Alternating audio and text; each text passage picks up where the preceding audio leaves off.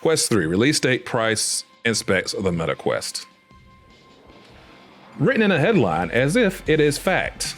Of course, I've gone through this article with PCGamesN.com. This is, I'm going to go ahead and say, I know it's getting controversial. It is clickbait. There's none of these details as this. And this isn't the only web page or website to do this. I'm not sure why. There's a thing to report Quest 3 news. That's if it is actual news. Nobody has Quest 3 news yet. It goes on to say things that we basically already all know. It's got another Talking Canon R5 VR talk. I guess VR talk will continue. If you're just joining in, there'll be a video cut out about that. Go back and check that out. From Meta themselves. It feels so silly to say Meta. That a more premium version is probably going to come out before whatever the Quest 3 is. So I was going to ask, should you just wait for the next one? My personal thing is, if you're maybe 3 to 4 month range out, I would wait to see what the new tech looks like. And you can easily be like, well, gee, Yeg, if that's the case, how come you can't just say 6 to 7 months out? We could be 6 or 7 months out. I just give myself kind of that window. 3 to 4 months, you start kind of like getting some concrete details. The interesting thing I want to ask, we know the premium is going to be more than 300 because it's premium. So what does Meta think of the Quest? Are they going to treat it like a cell phone update? Or are they going to treat it like a new console update? And the third option is you can do it in between a version 2.5, Quest 2.5, like Microsoft did with Xbox S and Sony did with the PlayStation Pro, where it's a little bit of an incremental update. I am very curious to see if it's more than 300, because 300 kind of seems like the sweet spot. A lot of companies know that $300 is just below the 400 that can send a lot of people into some financial hardships and hard times. $400 surprise is not fun. And it hits a lot of people really worse.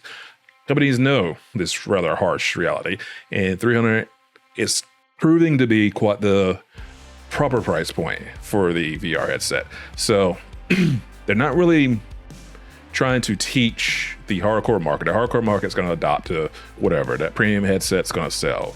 Teaching, we're trying to instill the behavior what they're going to do with the mainstream, which is what Quest 2 is definitely becoming. Still a niche product, but way more mainstream than any other VR set in our history. Are they trying to do cell phones? Are they trying to do console revisions? Is it trying to be a major update or not? That's the interesting thing to me that I'm really curious to see what Quest 3 is going to be about. I haven't seen an article point that out. I see clickbait about like they know what's going on with the thing. No one knows yet except for Quest or Meta. Also, Meta. I guess I should be saying it's the right name. Also, Oculus is a good name. Purchased for $2 billion, which leads me to talking about Activision Blizzard. Not a lot to say about that deal. Almost $70 billion. The sickening things happen over there with Activision. Sickening, probably still taking place. We've got workers who want to unionize. I don't know what that deal does with Microsoft buying them. I do know I don't have a ton of faith in the trillion-dollar company coming in and necessarily cleaning up the billion-dollar company. All those people who are terrible at the top, who were just absolutely horrible to workers, they're looking like they're going to get sweetheart parachute exit deals, exit strategy deals, or whatever it's called in that world. So it seems like they will get off unscathed. It's very interesting what is going to happen with Activision.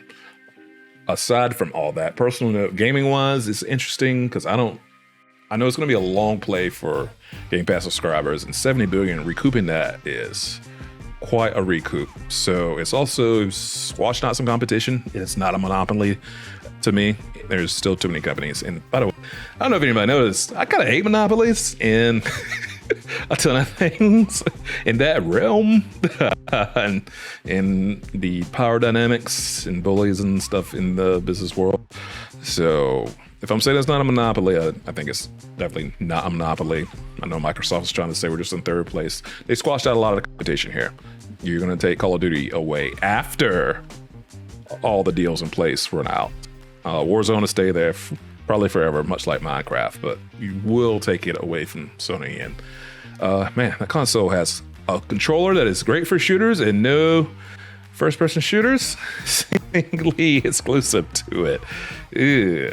So, it's been 2 cents on all of that.